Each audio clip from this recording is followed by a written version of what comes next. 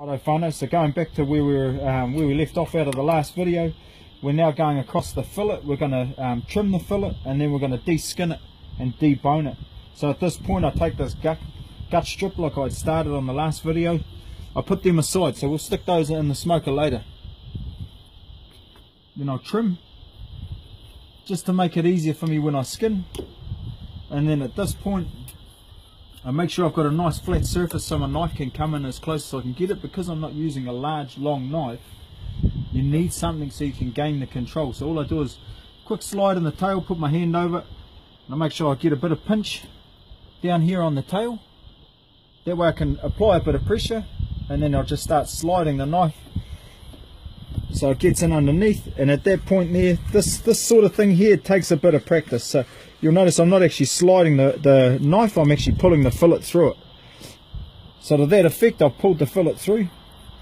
You flip it over, beautiful.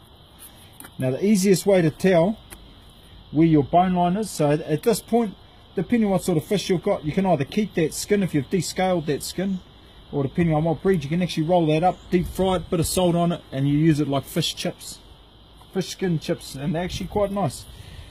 So the next stage, so where our gut cavity was, so where we had done our slide up over the ribs on our fish fillet, you can feel pin bones down through here.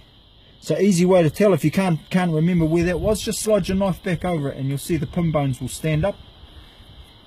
So from there, easiest way to map where that is, take a mental picture of how long that was, and then we'll flip the fillet over, and that line there will actually map out where our bones are.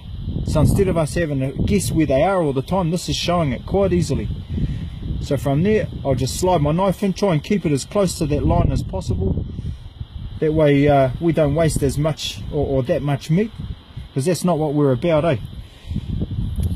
So then we slide that off, and then we take that out.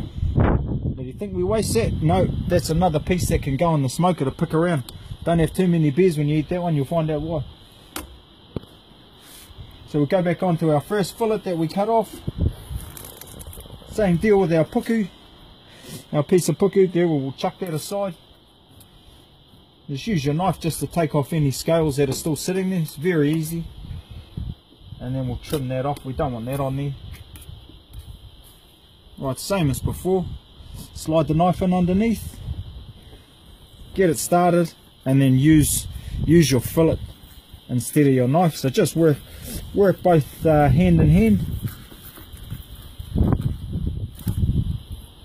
That way you get a nice piece of skin, depending if you're keeping your skins or you're discarding your skins. And then we'll go straight back down that same line again. We'll take out our bones, and that's us whānau. After this, there's it. So at this point here, you can either chop it up into little nuggets, do as you wish with it. Beautiful bit of kai. Thank you.